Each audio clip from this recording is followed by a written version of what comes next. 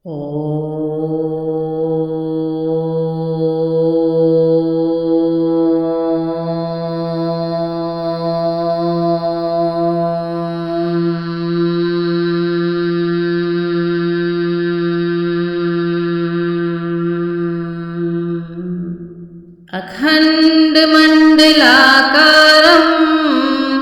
व्याप्तं येन चराचरं तत्पदं दर्शितं येन तस्मै श्री गुरवे नमः।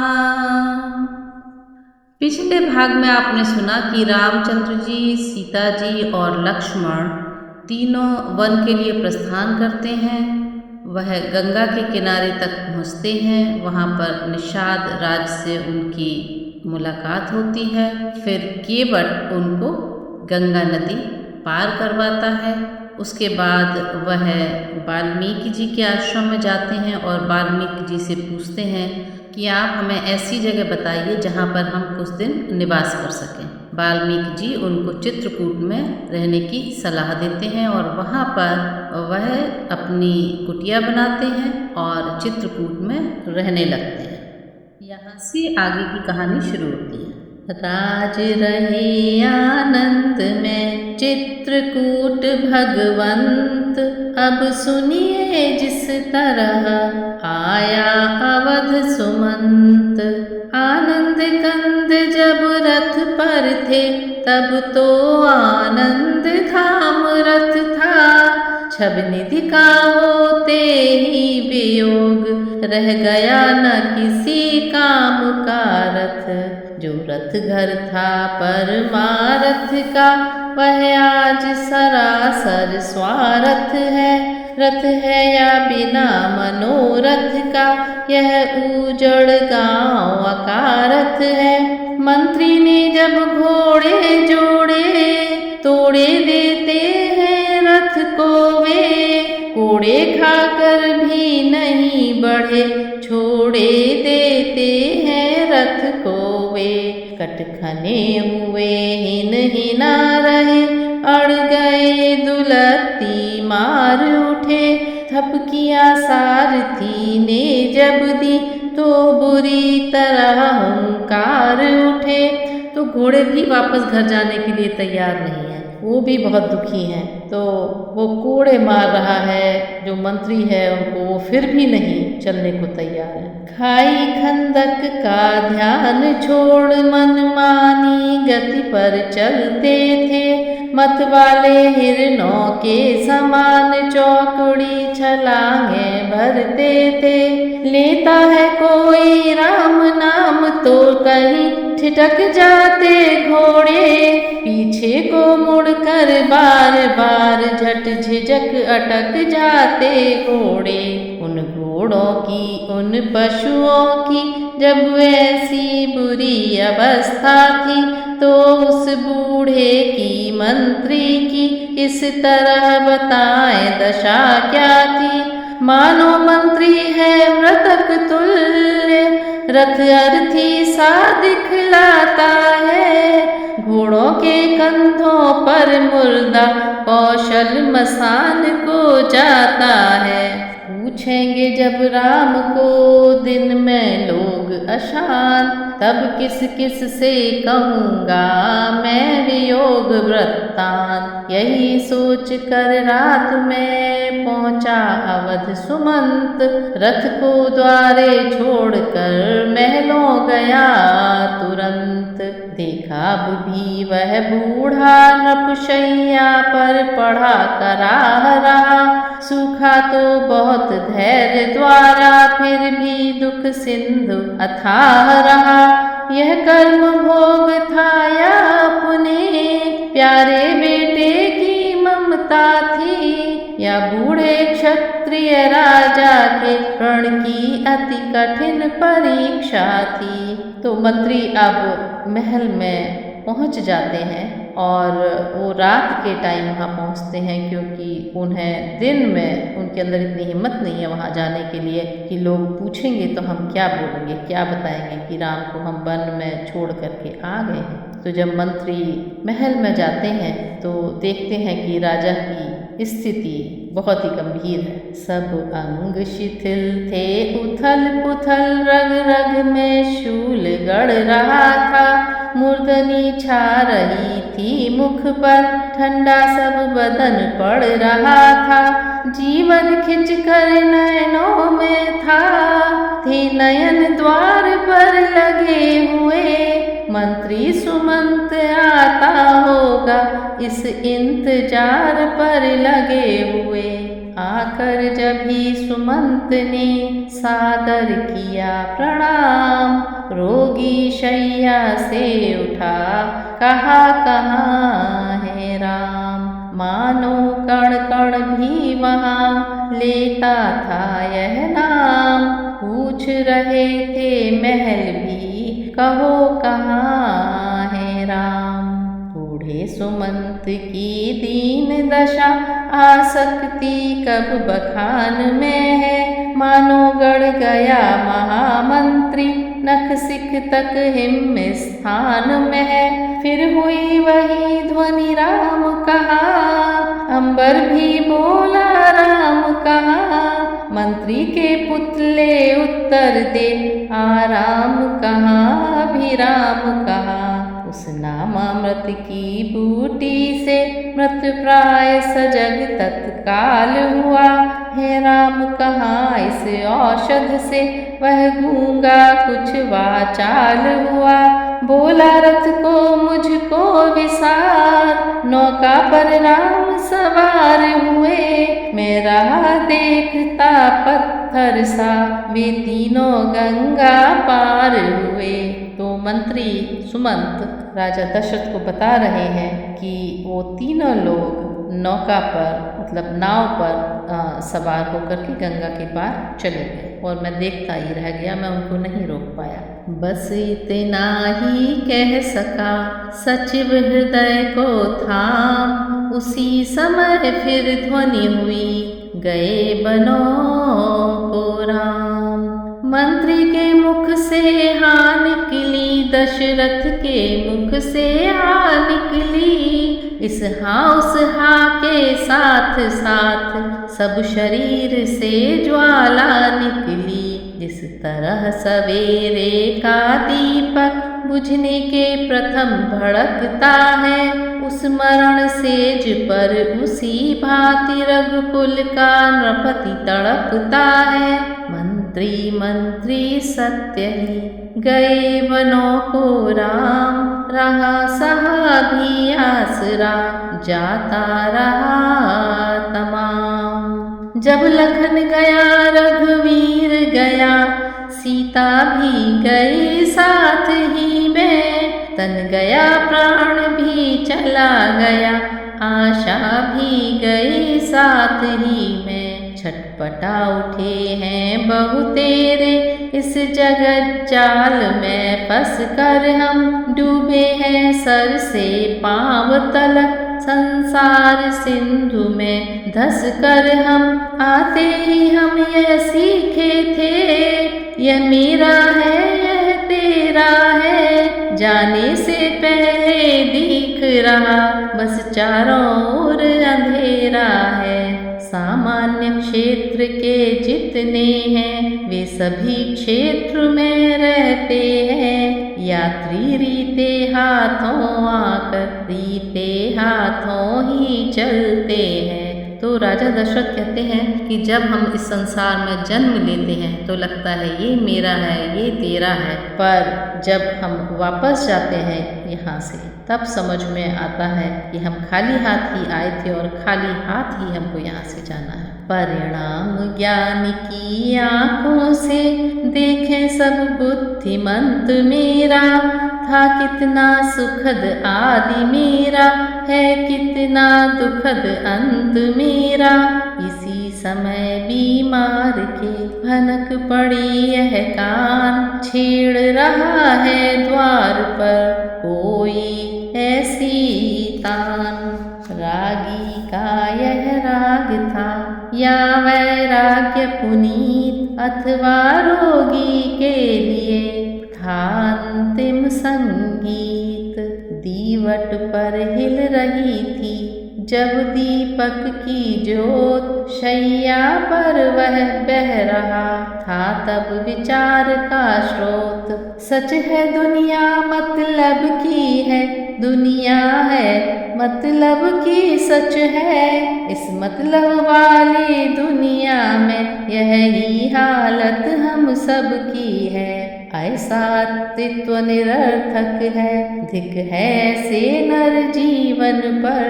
जब अपना ही अधिकार नहीं अपने तन पर अपने मन पर। साहस हो तो इस बंधन से होकर स्वतंत्र बाहर आओ। जीना है अगर आत्मपद में तो माया से मर कर आओ। दुनिया जब तू छोड़ती नहीं दुरंगा न्याय, तो फिर हम भी क्यों नहीं सोचें अन्य उपाय। तू उलझन दे, बीमारी दे, दुर्बलता चिंता दे मन को। लाचार यहाँ हो जाएगी, तज देंगे हम इस जीवन को। दासी तुम अपना काम करो, रानी तुम अपना काम करो। हे रामचंद्र 14 वर्षों तुम बन ही में विश्राम करो। बादलों सदा की नाई तुम चौमासे में आते रहना। सूरज तुम महलों की छत पर यों ही आते जाते रहना। जुगनू की तरह दीप तू क्यों धोखा दे दे कर जलता है। तू जलता रह दशरथ केवल केवल दशरथ ही चलता है। बहुत दुखी हैं और हर तरह की बातें सोच रहे हैं राजा दशरथ। सुरपुर में परमारथ चलता, दुनिया में स्वार्थ चलता है। बस्ती के बाहर रथ चलता, महलों में दशरथ चलता है। संकल्पों तुम भी चलते हो, इच्छाओं तुम भी चलती हो। प्राणों के साथ साथ हैं हे आशाओं तुम भी चलती हो। तुम रहो अभी 14 वर्षों, तुमको तो साधन करना है। राजीव नयन का एक बार फिर अंतिम दर्शन करना है। यह कह कुछ मूर्छित हुए, मिला तनिक विश्राम। व्याकुलता ने कंठ से फिर कहलाया राम। कौशल्या ने उस समय की वह भूमि पवित्र, ले आई वह कहीं से एक राम का चित्र। वह चित्र हाथ में आते ही बूढ़ा नप गया चित्रवत हो। मानो 2-4 घड़ी को ही फिर भावुक जी गया भावरत हो। लेकिन न लिख सकती है अब, थे जो विचार रोगी मन में। कुछ देर बाद फिर राम कहा, फिर मूर्छा सी व्यापी तन में। अब की जो आँखें खुली तो था सब सुनसान। या तो कुछ उन्माद था या था कोई ध्यान। कौशल्य कौशल्य देखो वह क्या है, देखो वह क्या है। कुछ नहीं कहीं नहीं, कोई भी नहीं वहम सा है वहम नहीं यह वहम नहीं। फिर भी नजरों में आती है, पहचान लिया यह वे ही है, वे ही आत्मा दिखलाती है। मूंदी खोली आँख फिर कुछ हुए अशांत। बोले कौशल्य प्रिय सुनो एक वृत्तांत। तो राजा दशरथ को एक पुरानी बात याद आ जाती है और वो कौशल्या को सुनाते हैं। राजा दशरथ कौशल्या से कहते हैं कि जब वह युवा थे तब एक घटना घटी थी, उसको सुनो। मुझ में जब पूर्ण तरुणता थी, था परिश्रमों में चढ़ा हुआ, आखेट खेलने का भी था उत्साह उन दिनों बढ़ा हुआ।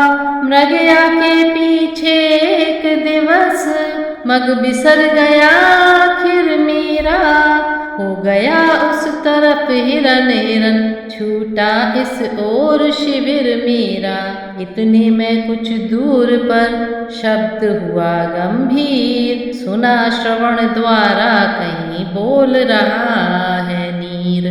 तो बताते हैं राजा दशरथ कि वह एक बार शिकार खेलने के लिए गए और वहाँ पर उन्होंने पानी की आवाज़ सुनी तो उनको लगा कि हिरन पानी पीने के लिए आया है। आगे वो कहते हैं, मैंने समझा मिल गया खोया हुआ शिकार, संभव है जा रहा हो वह सरयू के पार। कौशल्य तुम्हें ज्ञान है यह मैं धनुर्वेद में शिक्षित हूँ, हो लक्ष्य वेद या शब्द वेद, दोनों वेदों से परिचित हूँ। इसलिए शब्द पर ही मैंने कर लिया लक्ष्य निश्चय अपना, फिर उसी लक्ष्य पर उसी समय शर छोड़ दिया निर्भय अपना।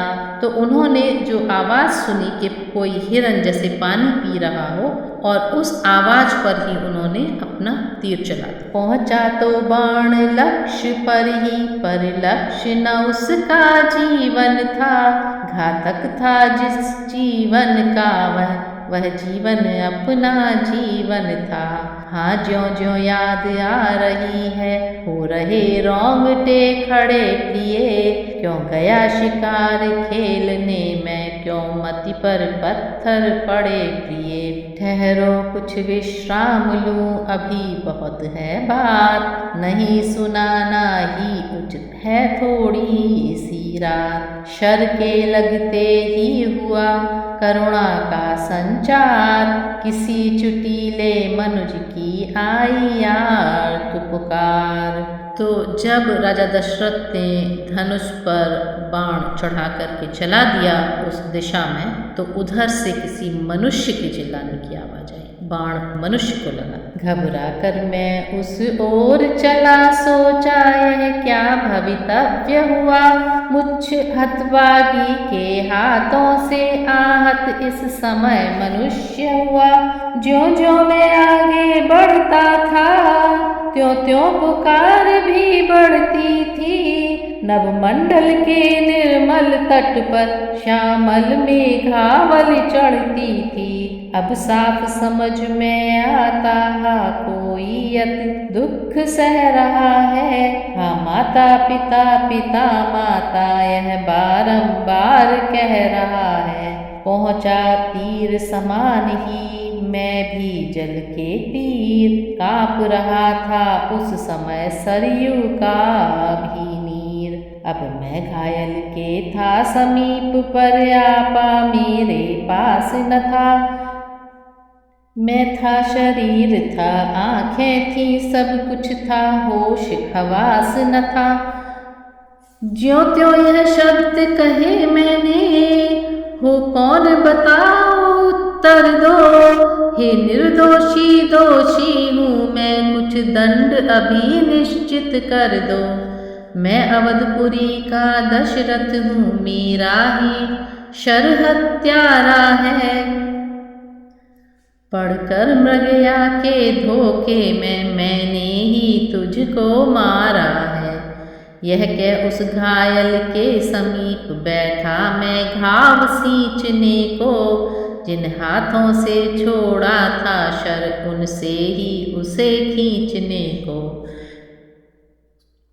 निकली शर के साथ ही, शर कहते हैं वाण को, तीर को, एक रुधिर की धार, रुधिर मतलब रक्त। निकली शर के साथ ही एक रुधिर की धार, गूंज उठी फिर पूर्वत वन में करुण पुकार।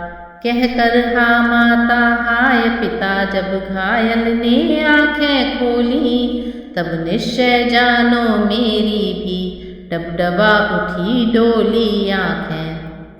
शायक का बदला लेने को आई इस तरह निकल आँखें। रोई मेरी आँखों में आ उस दुर्बल की निर्बल आँखें। मिले परस्पर इस तरह दो दर्दीले नैन। दर्दमंद ने तब कहे दर्द भरे कुछ बैन। दशरथ तुम राजा दशरथ हो गया धन्य दर्शन पाकर। यह शरनव जीवन है जिससे परलोक जा रहा मैं मरकर। राजन शिकार के धोखे में हो गया शिकार अगर मेरा, तो इसमें दोषी नहीं आप आ गया अंत अवसर मेरा। अवधेश्वर श्रवण नाम मेरा, दो नैनों का मैं तारा हूँ। माँ बाप वृद्ध हैं अंधे हैं उनका ही एक सहारा हूँ। बड़भागी हूँ जीवन बीता माँ और बाप की सेवा में। सरयू तट आकर आज मरा माँ और बाप की सेवा में। ईश्वर से यही प्रार्थना है ईश्वर से यही कामना है। जाति मरने के साथ साथ यह जीती हुई वासना है। तो वह अपना नाम बताता है कि मेरा नाम श्रवण है और मेरे माता पिता हैं जो वृद्ध हैं और अंधे हैं, मैं उनका एकमात्र सहारा हूँ। जगपते जन्म जन्मांतर भी अनुरक्ति पिता माता की हो। जब कभी जन्म हो इस जग में तो भेंट जन्मदाता की हो। राजन जग से जग के सुख से सेवक को नहीं प्रयोजन है। मरने वाले का मरने से पहले यह तुच्छ निवेदन है। अंधे बूढ़ों की देखभाल अब अपने कंधों पर लेना। आकर जो मुझे संभाला त्यों उनकी भी सुधि जा कर लेना। इस लोटे में पानी भर कर ले जाकर उन्हें पिला देना। होगी यह अंतिम कृपा प्यासों की प्यास बुझा देना। अवधेश देश के लिए आज संदेश सुनाता हूँ अपना। आदेश नहीं उपदेश नहीं उद्देश्य सुनाता हूँ अपना।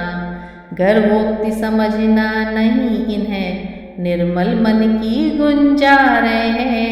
माँ और बाप के सेवक की यह भाव भरी झंकारें हैं। प्राण कंठ तक आ गए देह हुई बेकाम। लेना अब माता पिता अंतिम बार प्रणाम। मातृ पितृ में लीन हो जीव गया परलोक। कौशल्य वह दृश्य था अति पवित्र आलोक। तो इस प्रकार श्रवण कुमार की मृत्यु हो जाती है राजा दशरथ के तीर लगने से। और राजा दशरथ वह कहानी, वह जो उनके ऊपर बीती थी वह घटना कौशल्या जी को सुना रही है। मैं जीवित था या मृत सा था क्या था यह नहीं समझता था। शव पितृ भक्त का सन्मुख था सर मेरा उस पर रखा था। सरयू की लहरें कहती थी हाँ माता पिता पिता माता। वृक्षों की डालें कहती थी हाँ माता पिता पिता माता। कानों के भीतर उत्तर था हो श्रवण कुमार श्रवण बेटा। अंबर के ऊपर उत्तर था ओ श्रवण कुमार श्रवण बेटा। यह दशा रही कितने क्षण तक कुछ ठीक नहीं कह सकता मैं। सुध आई तुच्छ निवेदन की तो पानी लेकर उठा मैं। अंधी अंधे के निकट पहुँचा ले जल पात्र। बोला जाता था नहीं काँप रहा था गात्र। ज्यों त्यों धीरज धर कहा लाया हूँ मैं नीर। कहते तो कह गया पर पानी हुआ शरीर। वे बोली जल लाया बेटा पर बड़ी देर में आया है। कुछ तुझे कष्ट तो नहीं हुआ, क्यों इतना समय लगाया है। क्या सर्दी खाई है तूने, जो बोल हो रहा भारी है। चिंता न हमें कुछ अपनी है, तू तो सब भांति सुखारी है। सोच रहा था खड़ा मैं, कैसे बोलूं हाय। बिना कहे बनती नहीं, अब क्या करूं उपाय। कुछ हो बोलेगा नहीं झूठ अयोध्या नाथ। रघुवंशी का सत्य है सदा प्राण के साथ।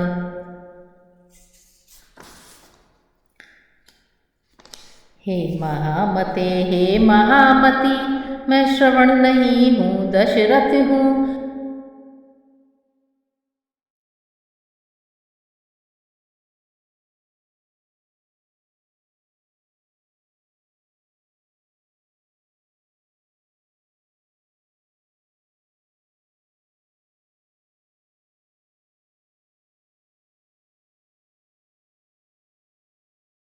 वह बड़भागी परमारथ था, मैं एक अभागा स्वार्थ हूँ। सरयू तट मरा बाण से वह, मेरे शिकार के धोखे में। अपना ही पाँव कुल्हाड़ी से कट गया काठ के बदले में। काँप काँप कर कह सका मैं इतनी ही बात। उस अंधे के हृदय में लगा तीव्र आघात। बोला वह छाती फाड़ हाय क्या जग में श्रवण कुमार नहीं। जब प्राण नहीं तो देह नहीं, जब देह नहीं संसार नहीं। है नहीं सहारा अंधे का, तो क्यों कर वह चल सकता है। हो गया समाप्त तेल तो फिर दीपक कैसे जल सकता है। जल लाया जल जाए यह जल, निर्जल ही प्राण तजेंगे हम। जिस जगह गया है प्राण पुत्र, बस उसी जगह पहुँचेंगे हम। अब जल क्या अमृत तलक आए तो अपने लिए गरल सा है। हम अंधों को तो श्रवण बिना सूनी संपूर्ण अयोध्या है। तो जब उन दोनों अंधे माता पिता को श्रवण कुमार के पता चला कि राजा दशरथ के बाण से हमारे पुत्र का देहांत हो चुका है, तो वो दोनों बहुत दुखी हो जाते हैं और कहते हैं कि अब हम भी अपने प्राणों को छोड़ देंगे, अब हमको जल नहीं चाहिए। दशरथ जल देता है ला दे मत दे, तू क्या दे सकता है। जीवन में और मरण में भी जल तो बेटा दे सकता है। जल देता है अंजलि में दे फल, अभी मिलेगा शाप तुझे। आगे बढ़ कौशल के राजा देता है अंधा शाप तुझे। जिस तरह बुढ़ापे में मरता यह अंधा पुत्र चिंतवन में, त्यों ही वियोग में बेटे के मर जाए तू चौथेपन में। इस तरह वो दोनों राजा दशरथ को शाप देते हैं।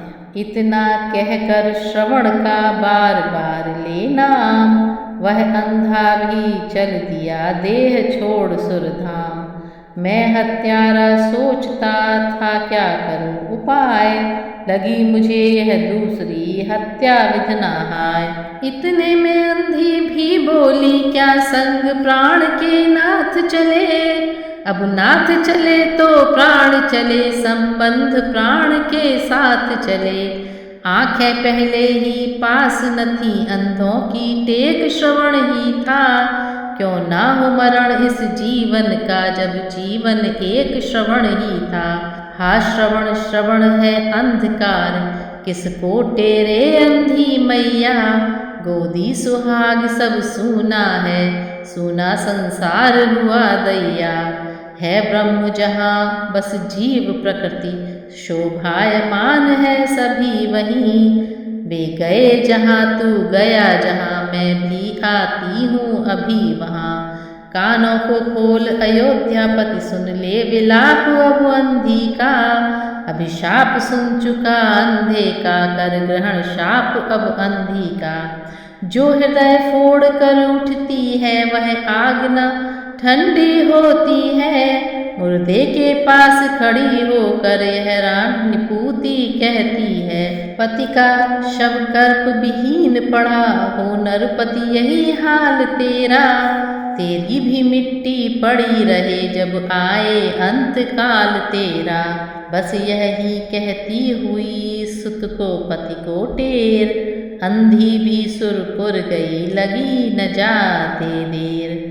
आई मेरे हृदय में बार बार यह बात, हत्या है यह तीसरी हाय आज की रात। फिर सोचा होगा वही जैसा है भवितव्य, अपराधी को दंड भी देगी प्रकृति अवश्य। चाहे अज्ञान में हो पर मैं स्वीकार दोष यह करता हूँ। टूटी छाती के शापों को मस्तक पर अपने धरता हूँ। झूठा भी शाप अगर हो यह तो भी दशरथ को सच्चा हो। उत्पन्न शाप ही के कारण मुझ पुत्रहीन के बच्चा हो। यह सोच धैर्य आया मुझको लौटा कर अंत क्रिया सबकी। पर आज वही आखेट कर्म देता है मुझे सजा तब की। वे रूहें वे प्रेतात्माएं अब मेरे आगे आती हैं। कौशल्य कौशल्य देखो मुझको भी पास बुलाती हैं। राम राम कह छोड़े अपने प्राण। हुआ दीप भी प्रात का उसी समय निर्वाण। तभी लाश पर रानियां गिरी दुहत्तड़ मार। अंतःपुर में छा गया दारुण हाहाकार। महलों में लाश नृपति की है, वन में लक्ष्मण है रघुवर है। अंत्येष्टि क्रिया हो किस प्रकार दो भाई नाना के घर है। संसार चक्र की चाह यहाँ प्रत्यक्ष दिखाई पड़ती है। हो चार चार बेटे जिसके उसकी लाश भिनकती है। महाराज की मृत्यु से बदल गया सब रंग। कैकेयी की हो गई भेद भावना भंग। होनी उतरी शीश से गई डाह की रात। आँख खुली तो सामने देखा स्वच्छ प्रभात। बोली यह विधवा नेत्र आप अपने हाथों मींचा मैंने। क्या जड़ता की जड़ तो काटी शाखाओं को सींचा मैंने। उस समय सुमित्रा टेर उठी, कुछ दोष तुम्हारा बहन नहीं। दुर्दिन ही अब तो सम्मुख है, वर्षों तक अपना सुदिन नहीं। कौशल्या बोली क्या बताएं चौथापन में यह ताप हुआ। उस बूढ़े अंधे तापस का इस प्रकार पूरा शाप हुआ। महलों में जब इस तरह बढ़ता देखा क्लेश। आकर गुरु वशिष्ठ ने दिया तभी उपदेश। हे महारानियों धीर धरो, रोने से हाथ आएगा क्या कोलाहल और विलापों से। जी मृतक शरीर जाएगा क्या।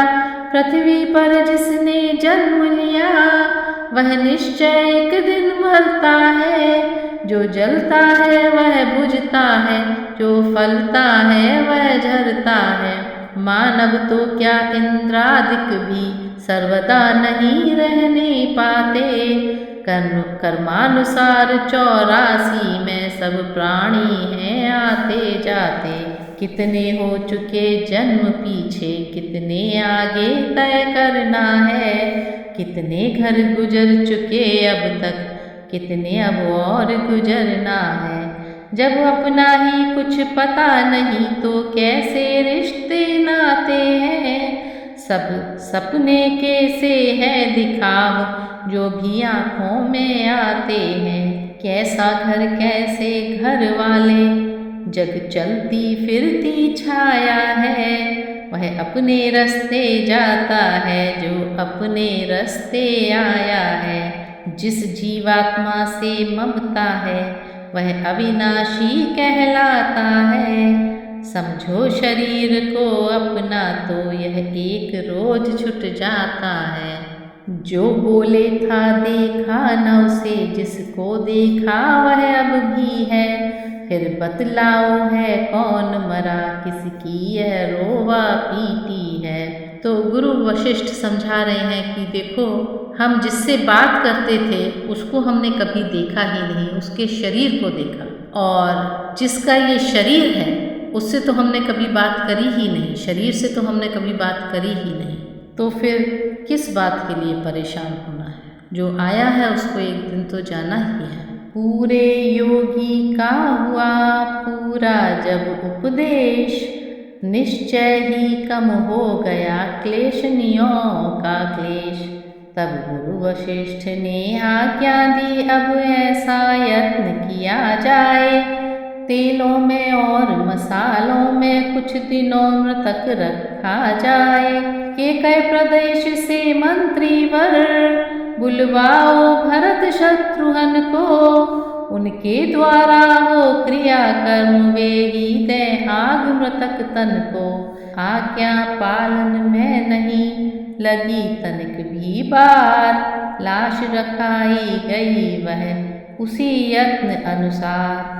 कौशल्या ने तब कहा करके घोर विलाप, सत्य हो गया इस तरह अंधी का अभिशाप। नाना के घर नाना प्रकार दुःस्वप्न निहारा करते थे, शत्रुघ्न भरत चिंतित होकर परिणाम विचारा करते थे। इतने में पहुँचे दूत वहाँ, यह नहीं कहा क्या बीता है, केवल यह बोले चलिएगा गुरुवर ने हमको भेजा है।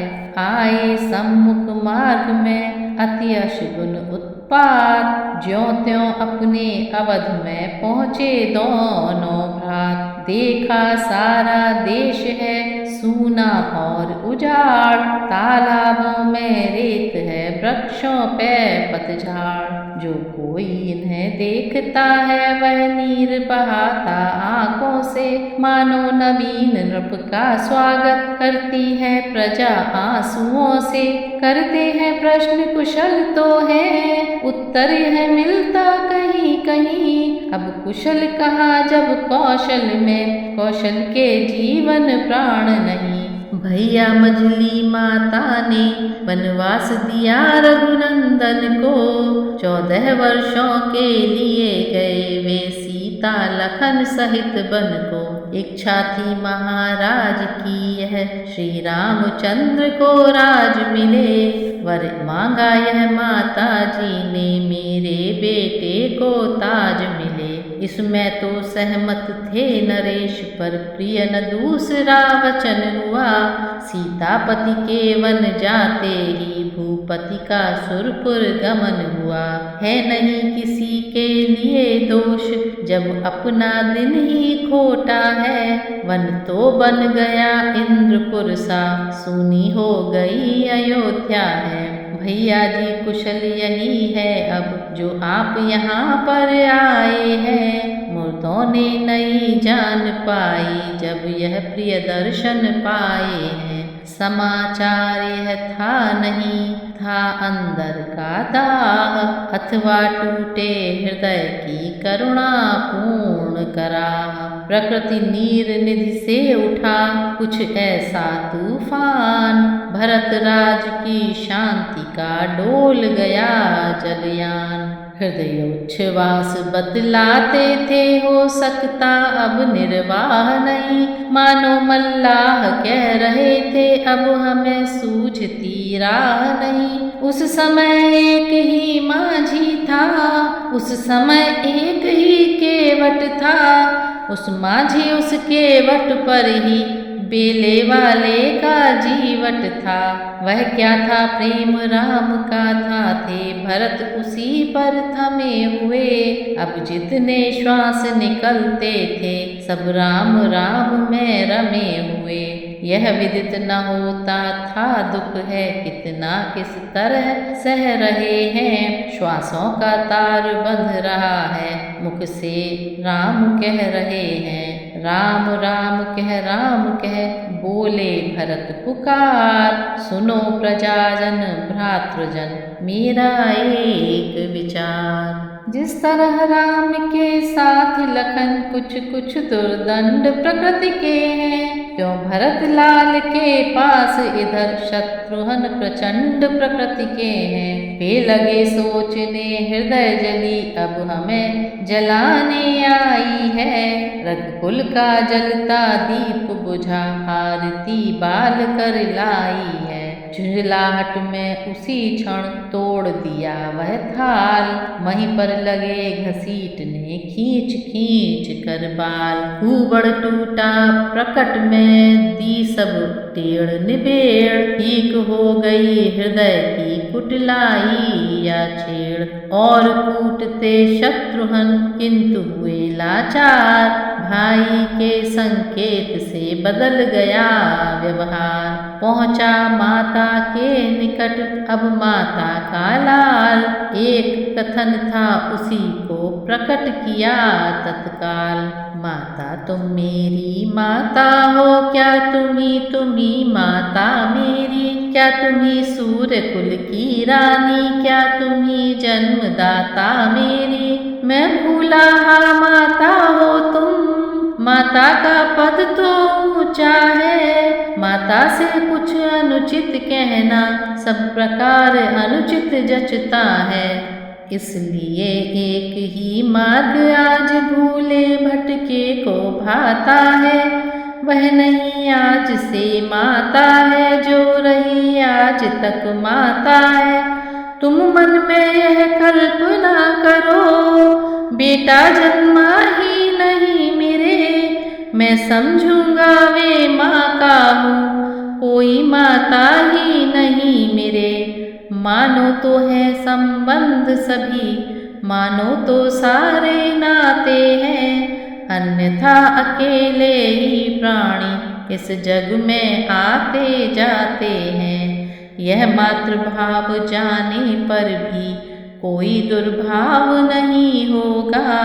हे महासती तुम मुदित रहो अनुचित बर्ताव नहीं होगा। फल है यह कृपा तुम्हारी का जो जीवन आज सुधरता है।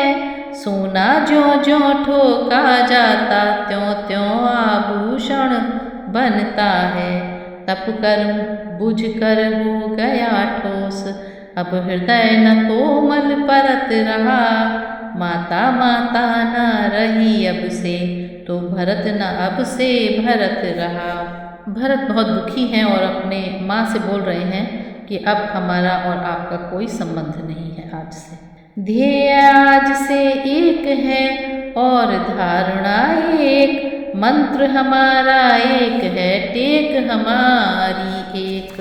माँ के भीतर इस समय था दारुण संताप। बता रहा था मौन व्रत मन का पश्चाताप। भरत लाल ने इधर फिर कहा आप ही आप। उदय हुआ किस जन्म का मेरा विधना पाप। वह सुकुमारी सीता माता बन में क्यों कर रहती होगी। कैसे वर्षा या कड़ी धूप सिर पर अपने सहती होगी। दिन में तपती बालू में चल अत्यंत विकल होती होंगी।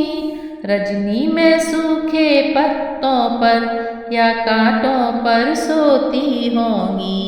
वन में श्री राम सदृश भाई सौमित्र सरीखा भ्राता हो।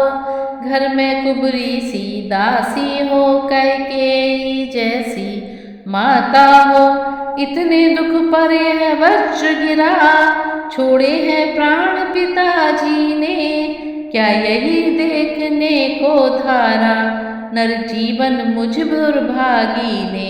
शत्रुघ्न किनारे सरयू के मुझको भी तुम पहुँचा देना। हो जभी पिता का दाह कर मेरी भी चिता जला देना। यह कहकर आवेश में खांडा लिया निकाल, इतने में ही ध्वनि हुई यह क्या मेरे लाल। कौशल्या ने दौड़कर पकड़ा ज्यों ही हाथ, कैकेयी ने भीत में मारा अपना माथ। हे भरत लाल तुमने माँ की देखी ही नहीं दशा क्या है, बच्चे तुम जान नहीं सकते मैया में कितनी ममता है। उससे जितने भी भूल हुई वह सब कुसंग का शासन था। यदि शांत इस समय होते तुम देखते कि क्या परिवर्तन था। कौशल्या ने उस समय बार बार कर प्यार, वचन इस तरह भरत से कहे समय अनुसार। हे मेरे हृदय प्राण मेरे क्यों आत्मघात पर तत्पर है हम सब, दुखियों का जीवन अब तेरे जीवन पर निर्भर है। आसरा राम तन का है तो जीवन का भरत सहारा है, यदि वह नयनों का तारा है तो तू प्राणों का प्यारा है। अब रही बात कैकेयी की वह भी तो दुख उठाती है, होनी जब सिर पर आती है मति इसी भांति कट जाती है। घटना जो घटी बहन द्वारा वह केवल एक बहाना था, वास्तव में मृत्यु नृपति की थी रघुनंदन को बन जाना था। कितना समयोचित मधुर था यह सब उपदेश, फिर भी व्याकुल भरत का हरा न उसने क्लेश। बोले इसमें एक है मर जाने की बात, होगा बादल के बिना बिजली का उत्पात। समझेगा जगत भरत ने ही यह सारा नाट्य रचाया था, उसने ही राज्य प्राप्ति के हित कैकेयी को भड़काया था। भाया तो कभी स्वप्न में भी माता यह कपटाचार मुझे, तो जितने दंड विश्व में है सब सहन मुझे स्वीकार मुझे। गोवध गुरुवध या ब्राह्मण वध इन सब का मुझ पर पातक हो, यदि इसमें मेरा सम्मत हो, यदि इसका मुझे भान तक हो। सतपथ का बाधक बनने में गुरुजन की निंदा करने में होता है जितना घोर पाप, पर धन पर दारा हरने में। दीनों का गला काटने में, रिश्वत का द्रव्य उड़ाने में जितना पातक है मित्रों से विश्वासघात कर जाने में। विधवाओं और अनाथों का धन हरने में जो दुर्गति है, मैं उन सब का अधिकारी हूँ जो इसमें मेरी सम्मति है। जो विषरस भरे कनक घट हैं, कहते हैं कुछ है करनी कुछ है, उनका फल मुझे मिले इसमें यदि मेरी चालाकी कुछ है। जो ब्रह्मवंश का द्रोही हो, निज धर्म न जिसको प्यारा हो, उसकी गति पाऊं मैं माता यदि मेरा तनिक इशारा हो। जो नाम चाहने के कारण नेता जग का कहलाया हो, उसका सब पाप मुझे हो यदि मैंने षड्यंत्र रचाया हो। जो दशा धर्म कर्तव्य रहित हरिभक्तहीन नास्तिक की हो वही अवस्था मेरी भी, यदि इसमें मेरा भी मत हो। यह कहकर वे हल हुए और गिरे तत्काल, कौशल्या की गोद में कैकेयी का लाल। कौशल्या ने तब कहा उठो मेरे प्राण, सच्चाई को चाहिए और न अधिक प्रमाण। तुम सच्चे हो मैं कहती हूँ, तुम सच्चे हो साक्षी हूँ मैं। कैसे समाज अपयश देगा हे पुत्र, मध्यवर्ती हूँ मैं। जो खरा है सभी समय, चाहे जो कर ले जांच कहीं, बाला है बोल सत्यता का है नहीं साच को आँच कहीं। इतना कहकर हृदय से लगा लिया फिर लाल। गुरु वशिष्ठ मंत्री सहित आ पहुँचे तत्काल।